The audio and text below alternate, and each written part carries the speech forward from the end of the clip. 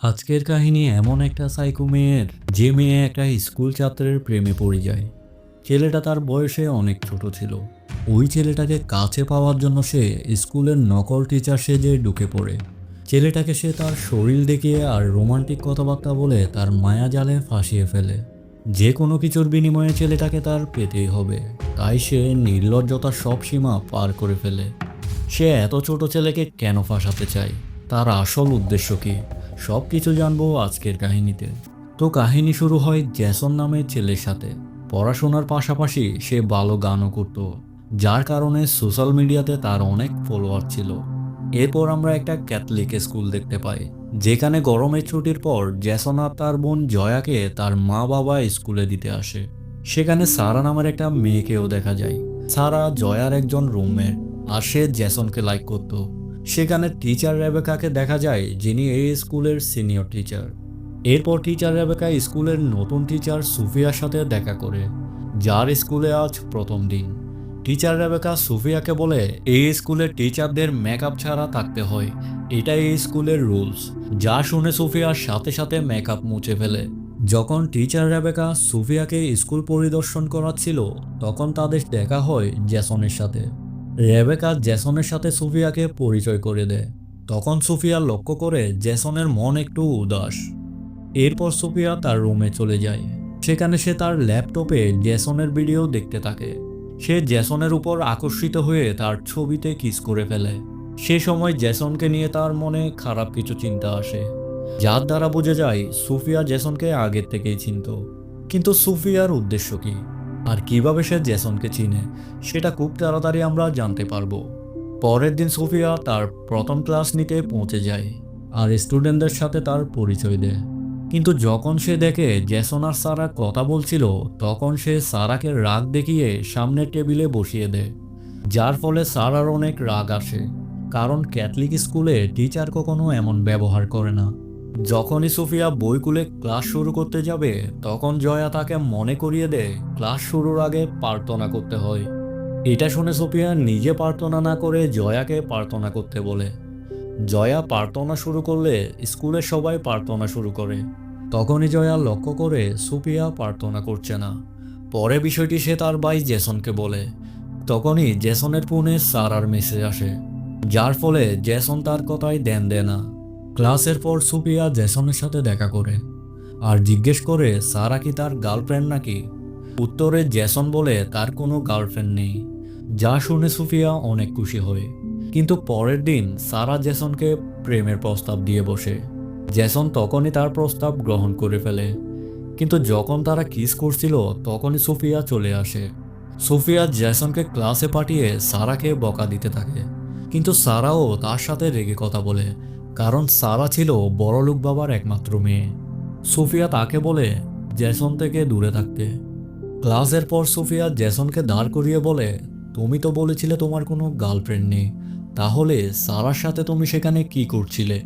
তা শুনে জেসন ঘাবড়ে যায় আর কোনো উত্তর দিতে পারে না। পরে সুফিয়া তাকে বলে তার কেবিনে গিয়ে তার সাথে দেখা করতে। পরে আমরা দেখি সুফিয়া তার রুমে যায়।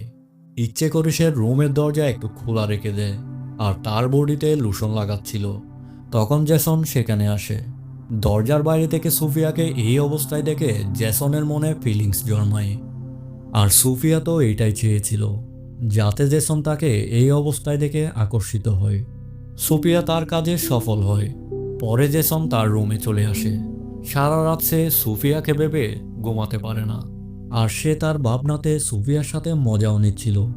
পরের দিন সুফিয়া তাকে জিজ্ঞেস করে, তুমি আমার রুমে আসোনি কেন? উত্তরে জেসন বলে সে ভুলে গিয়েছিল। এর মাঝে জেসন আর জয়ার স্কুলে আসার এক সপ্তাহ হয়ে যায়। সাপ্তাহিক ছুটিতে বাবা মা তাদের গড়ে নিতে স্কুলে আসে। জেসনকে গড়ে যেতে দেখে সোফিয়া সহ্য করতে পারছিল না। তখন স্কুলে তার মন বসছিল না। সে তার আন্টি অসুস্থ বলে বাহানা করে রেবেকার কাছ থেকে ছুটি নিয়ে নেয়। গড়ে গেলে জেসন তার বাবাকে বলে সে স্কুল থেকে 1 বছরের ব্রেক নিয়ে তার গানের ক্লাসে মনোযোগ দিতে চায়। কিন্তু তার বাবা সেটা চায় না। বাবা চায় জেসন পড়াশোনায় মনোযোগ দিবে। এই বিষয় নিয়ে বাবা ছেলের ঝগড়া হয়, আর জেসন ঘরের বাইরে চলে যায়। বাইরে গিয়ে সে গান করে আর তার মনের কষ্ট দূর করছিল। এর মধ্যে সুফিয়া গাড়ি নিয়ে জেসনের ঘরে চলে আসে আর চুরি করে জেসনের গান এনজয় করে। তার নজর ছিল জেসনের উপর। তখন তার মনে ঘন্টাও বেজেছিল। কিন্তু তখনই জেসনের ফোনে সারার কল আসে, যা দেখে সুফিয়া রেগে যায়। তখনই সুফিয়ার পায়ে কিছু একটা লেগে আওয়াজ হয়। শব্দ শুনে জেসনের সন্দেহ হয় আর সে সুফিয়ার দিকে এগোতে থাকে। কিন্তু তখনই জয়ার মেসেজ আসে আর সে ঘরে চলে যায়। সুফিয়া চায় সারাকে জেসন থেকে দূরে সরাতে, তাই সে ভয়ানক একটা প্ল্যান করে। রাতে সুফিয়া চুরি করে সারার রুমে চলে যায় আর সারার বইয়ের মধ্যে ড্রাগস ঢুকিয়ে দেয়। কিন্তু সারার রুম থেকে বের হতেই তার সামনে পড়ে যায় টিচার রেবেকা। সে বলে সে একটা আওয়াজ শুনে সেখানে গিয়েছিল। তখনই জয়ার ঘুম ভেঙে যায়। জয়া সারার রুমেই ছিল আর টিচারদের কথা শুনে তার সুফিয়ার উপর সন্দেহ হয়। পরের দিন সুফিয়া ক্লাসে গিয়ে সব স্টুডেন্টদেরকে সেই পেজটা খুলতে বলে যেটাতে সে ড্রাগ রেখেছিল। যখনই সারা তার বই খুলে, সুযোগ বুঝে সুফিয়া তাকে ধরে ফেলে। সে সারাকে ধমকি দেয়, এই জন্য তার বড় শাস্তি পেতে হবে। এরপর এই খবর পুরো স্কুলে ছড়িয়ে পড়ে আর সারাকে স্কুল থেকে সাসপেন্ড করে দেয়। কিন্তু সুফিয়া এখানে থামে না। সে রেবেকাকে বলে স্কুলের নাম বাঁচাতে হলে ছেলেদের হোস্টেলেও তালাশ করা উচিত। রেবেকা তার কথা ঠিক মনে করে আর জেসনা তার বন্ধুদের রুম তালাশ করে। তখনই জেসনের ব্যাডের নিচে একটা মদের বোতল পাওয়া যায়। এই মদের বোতলটাও সুফিয়া রেখেছিল। তখন জেসন বলে, আমি জানি না এই বোতল এখানে কিভাবে আসলো, হয়তো কেউ দুশ্মনী করে রেখেছে। আপনারা আমাকে বিশ্বাস করেন, আমি এইসব খাওয়া নিয়ে কখনো চিন্তা ভাবনাও করিনি। আমাকে সাসপেন্ড করলে আমার জীবন নষ্ট হয়ে যাবে। আর এটাই সুযোগ যেটার জন্য সুফিয়া অপেক্ষা করছিল। তখন সে জেসনকে বলে, যদি তুমি এই স্কুলে থাকতে চাও তাহলে তোমার সিস্টারদের মতো কাজ করতে হবে। কোনো রাস্তা না পেয়ে জেসন সুফিয়ার কথা মেনে নেয়। কিন্তু সুফিয়া এইসব কেন করছে, তার উদ্দেশ্য কি, এটা জানার জন্য কাহিনীটা অতীতে যেতে হবে। অতীতে দেখানো হয় কিভাবে সে প্রথমবার সোশ্যাল মিডিয়াতে জেসনকে দেখেছিল। জেসনের কণ্ঠ আর গান শুনে সে পাগল হয়ে যায়। জেসনের কাছে যাওয়ার জন্য সে সুফিয়া নামের এক টিচার যে এই স্কুলে ট্রান্সফার নিয়েছিল, সে তাকে নির্মমভাবে খুন করে আর সব ডকুমেন্ট চেঞ্জ করে তার জায়গায় সে নিজেকে টিচার সুফিয়া সাজিয়ে স্কুলে এন্টার করে। কাহিনী আবার বর্তমানে ফিরে আসে, যেখানে জেসন তার শাস্তি হিসেবে স্কুলের বাগানে গাছ লাগাচ্ছিল। তখন সেখানে সুফিয়া আসে আর জেসনকে সাহায্যের বাহানা করে তার প্রতি আকর্ষিত করার চেষ্টা করে। সে যে কোনোভাবে জেসনকে পেতে চায়, তাই সে নির্লজ্জতার সব সীমা অতিক্রম করে। জয়া দূর থেকে এইসব লক্ষ্য করছিল আর সুফিয়ার এইসব কাণ্ড তার অবাক লাগে।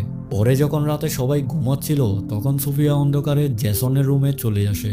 ভিতরে ঢুকে ফোনের ভিডিও অন করে ধীরে ধীরে নেকলেস খোলা শুরু করে। তখনই জেসনের ঘুম ভাঙে। সুফিয়াকে দেখে সে অবাক হয়ে যায়, কিন্তু সুফিয়া তার নির্লজ্জতা দিয়ে তাকে বশ করে ফেলে।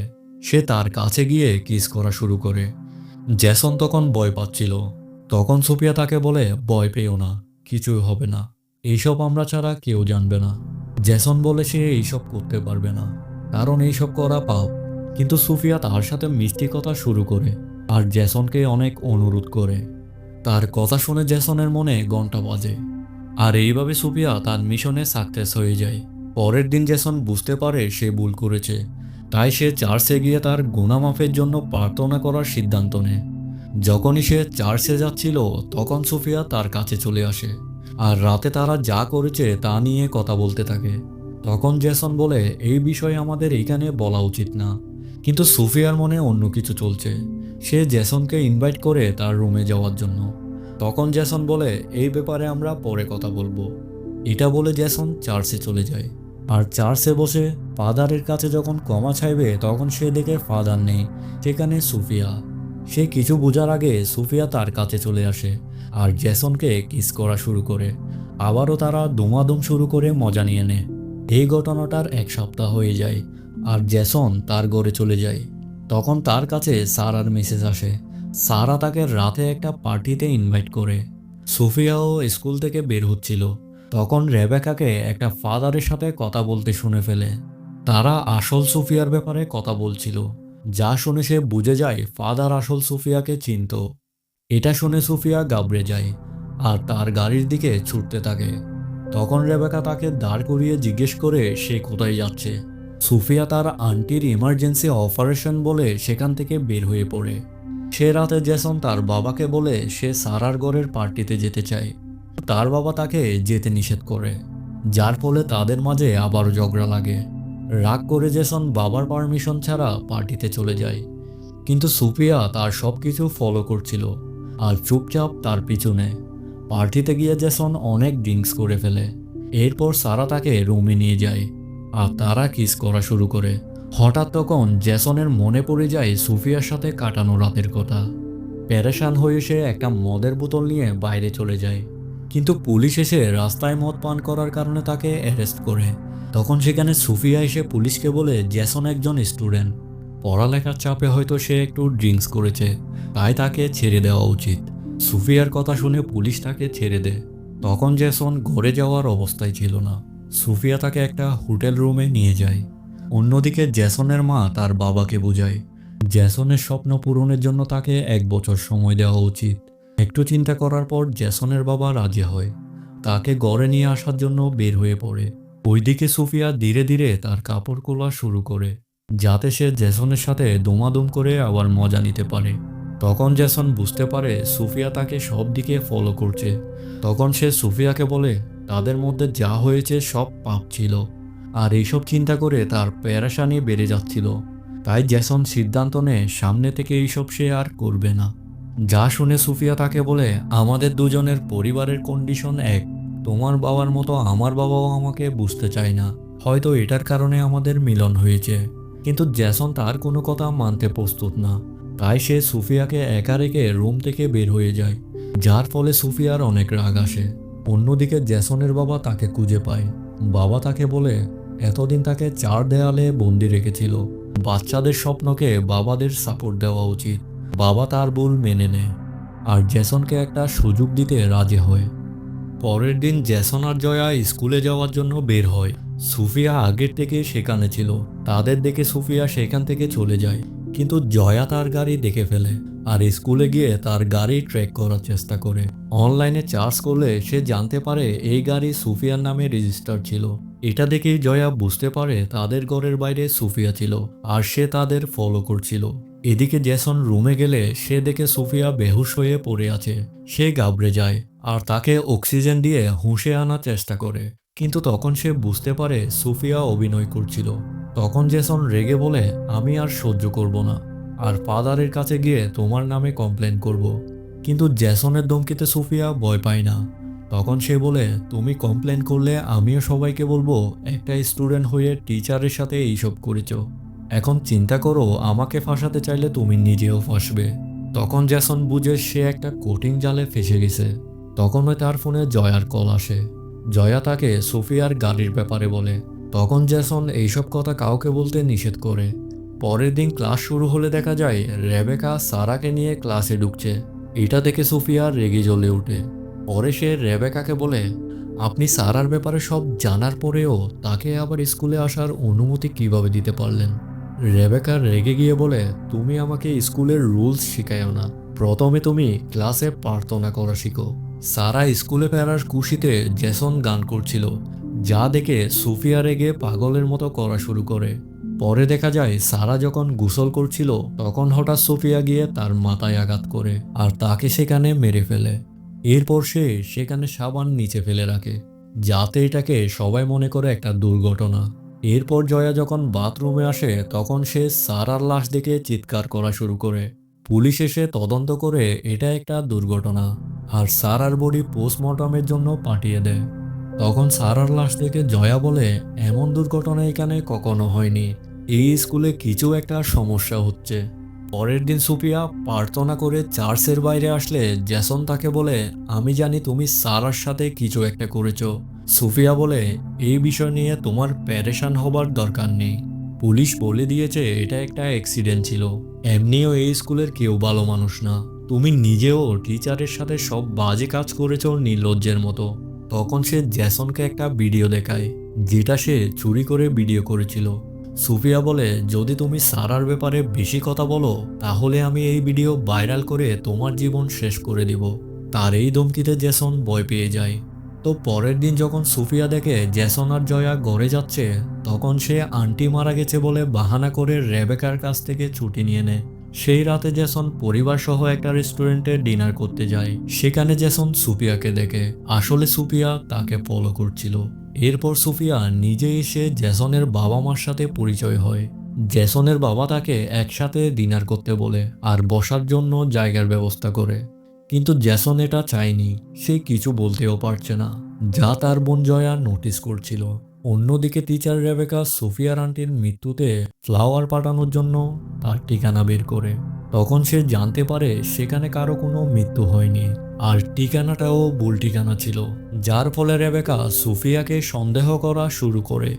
এরপর জয়া জেসনকে জিজ্ঞেস করলে জেসন তার সব কিছুর ব্যাপারে জয়াকে বলে দেয়। সে কিভাবে সুফিয়ার মায়াজালে পা দিয়েছিল, সাথে সেই ভিডিওটার কথাও বলে যেটা সুফিয়ার কাছে এখনো আছে, যার কারণে সে কোনো অ্যাকশন নিতে পারছে না। জয়া আগের থেকে সুফিয়াকে সন্দেহ করছিল, তাই ভাই বোন মিলে একটা প্ল্যান বানায়। তারা বের করবে সে আসলে সুফিয়া নাকি। পরের দিন টিচার রেবেকা সুফিয়াকে কেবিনে ডাকে। রেবেকা বলে, যখন থেকে তুমি এসেছো একটা না একটা সমস্যা হয়েই যাচ্ছে। হঠাৎ করে সারার মৃত্যু হয়ে যায়, আর তুমি বলেছো তোমার আন্টির মৃত্যু হয়েছে, সেটাও একটা মিথ্যা কথা। তুমি শুরু থেকে সবকিছু মিথ্যা বলেছ। এখন তোমার এইসব মিথ্যার ব্যাপারে আমি ফাদারকে বলবো। এটা বলে রেবেকা যখন বের হচ্ছিল তখন সুফিয়া একটা ল্যাম্প নিয়ে তার মাথায় আঘাত করে, ফলে সে বেহুশ হয়ে যায়। অন্যদিকে দেখা যায় জেসন আর জয়া সুফিয়ার রুমে গিয়ে তার বিরুদ্ধে এভিডেন্স খুঁজে, আর সেখানে দুইটা ল্যাপটপ খুঁজে পায়, যেটার একটা আসল সুফিয়ার ছিল। সে ল্যাপটপে জেসনের অনেক ছবি রেখেছিল। তারা এটাও জানতে পারে যে তার নাম সুফিয়া না, তার আসল নাম ছিল লরা। এরপর তারা এইসব বিষয়ে টিচার রেবেকাকে বলতে গেলে তখন তাদের সামনে সুফিয়া চলে আসে। জেসনের হাতে ল্যাপটপ দেখে সে বুঝে যায় তার সব মিথ্যা ফাঁস হয়ে গেছে। তখন সে ইমোশনাল হয়ে জেসনকে বলে, আমি তোমাকে অনেক ভালোবাসি, আর তোমার সব গান ছিল আমার জন্য। এইসব শুনে জেসন আর জয়া বুঝতে পারে মেয়েটি একটু সাইকো। তাই তারা এইসব রেবেকাকে বলার জন্য সামনের দিকে এগিয়ে যাচ্ছিল। তখনই লরা পিছন থেকে জয়ার মাথায় আঘাত করে। এটা থেকে জেসন রাগে লরার গলা চেপে ধরে, কিন্তু লরা জেসনের গোপন জায়গায় আঘাত করে, যার ফলে সে ব্যথায় চটপট করছিল। তখন রেবেকা এসে লরার হাতের ল্যাম্প কেড়ে নেয়। তাদের মধ্যে মারধর শুরু হয়। সে রেবেকাকে মারতে থাকে। তখনই জেসন তার স্ক্রুড্রাইভার বের করে লরার পিঠে ঢুকিয়ে দেয়, আর সেখানে লরার মৃত্যু হয়। পরের কাহিনীতে সেই স্কুলের একটা দৃশ্য দেখানো হয়, যেখানে বাবা জয়াকে একটা গাড়ি গিফট করে আর জেসনকে একটা গিটার গিফট করে। এরপর জেসন তার জীবনের স্বপ্ন নিয়ে সামনে এগিয়ে যায়, কিন্তু সে ভুলে থাকতে পারে না কিভাবে সে একটা সাইকো মেয়ের কাছ থেকে নিজেকে বাঁচিয়েছে। তো বন্ধুরা, এই কাহিনী কেমন লাগলো কমেন্টে জানাবেন, সাথে লাইক আর সাবস্ক্রাইব করার অনুরোধ থাকলো।